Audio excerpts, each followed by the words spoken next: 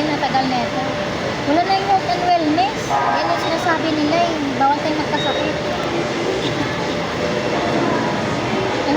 Nasalita pala ako doon. Next, accounting and treasury. So, ang tawagan natin like mga legal documents, si Ma'am Angel lang. Wala nang iba pa. Ma'am Angel lang.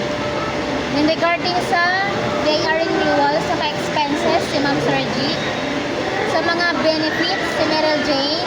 Then sa mga like mga 2307 ng mall, mga ganon, rental, DIR request, Elizabeth. Tandaan mo, yung tatawagan mo. Tandaan ko po. Balikan nyo lang yung SCIP, andyan lang niya pag nakalimutan. Sa treasury naman, yung head natin si Ma'am Mariel. Assistant niya si Mary Joy. Yan yung mga, ito si Danica, yung laging tumatawag regarding sa mga DSR. Kayong head ng treasury si Aladdin. Electronic payment, aware naman tayo niyan na kailangan gamitin natin pag mga QR codes, yung QR BPI lang natin.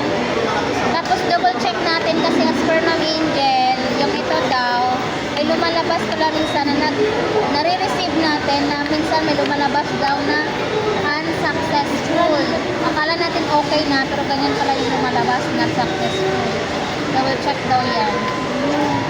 Ganon. Dapat ganyan, successful.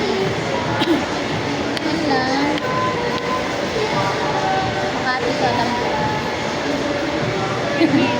Alam ko kung tati yun. Bakit? Hindi ko alam. Na-touch, may nagawa ka siyang ganun eh. In-unfinalize yun, hindi naman unfinalize. Yung dapat payment ang na-touch mo ganun. Tapos ito, permit vlog, okay na yan.